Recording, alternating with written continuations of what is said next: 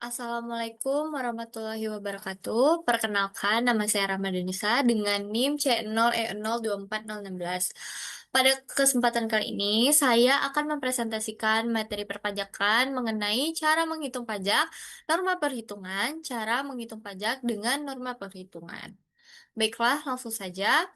Latar belakangnya yaitu cara menghitung pajak yang tepat menjadi hal yang fundamental untuk memastikan bahwa kewajiban perpajakan dapat dilaksanakan dengan adil dan sesuai dengan peraturan yang berlaku.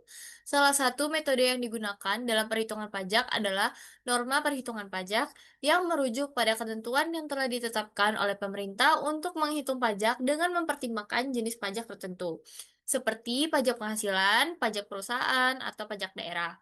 Norma perhitungan ini memungkinkan adanya penyesuaian antara kewajiban perpajakan dengan kondisi ekonomi atau sumber daya yang dimiliki wajib pajak. Baiklah, langsung saja, yaitu ada satu cara menghitung pajak. Pajak penghasilan orang pribadi, tarif pajaknya yaitu pada di gambar ini Undang-Undang Nomor 7 Tahun 2021, lapisan penghasilan kena pajak dan tarif pajaknya. Bisa dilihat di sini sampai dengan 60 juta itu dikenakan tarif pajak sebesar 5%. Di atas 60 juta sampai dengan 250 juta dikenakan tarif pajak 15%. Di yang ketiga ada di atas 250 juta sampai dengan 500 juta dikenakan tarif pajak sebesar 25%. Yang terakhir di atas 500 juta sampai dengan 5 miliar yaitu dikenakan pajak sebesar 30%.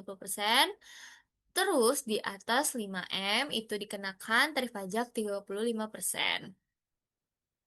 Langkah perhitungan pajak yaitu hitung seluruh penghasilan yang diterima selama setahun.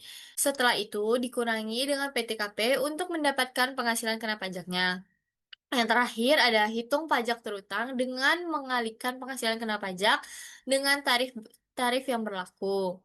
Pajak Pajak penghasilan untuk wajib pajak yang menjalankan usaha yaitu menentukan jumlah penghasilan bruto, lalu dikurangi dengan biaya yang diperbolehkan secara fiskal untuk menghitung penghasilan itu. Setelah itu, kurangi penghasilan itu dengan PTKP untuk menghitung penghasilan kena pajaknya.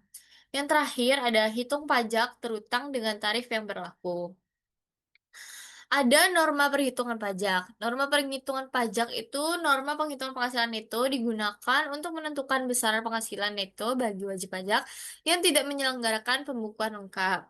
Syarat penggunaan NPPN yaitu wajib pajak yang tidak menyelenggarakan pembukuan dan memiliki peredaran bruto di bawah 4,8 miliar per tahun. Yang kedua, ada harus memberitahukan penggunaan NPPN kepada Direktorat Jenderal Pajak dalam waktu 3 bulan pertama tahun pajak. Di sini ada cara menghitung pajak menggunakan NPPN. Langkah-langkah menggunakan NPPN, yang pertama ada tentukan penghasilan bruto, yaitu hitung seluruh pendapatan yang diperoleh dari usaha selama setahun. Yang kedua ada hitung penghasilan netonya. Hitung penghasilan neto dengan mengalihkan penghasilan bruto dengan tarif norma yang ditetapkan. Yang ketiga ada penghasilan kena pajak atau PKP, yaitu kurangi penghasilan neto dengan PTKP untuk mendapatkan penghasilan kena pajaknya.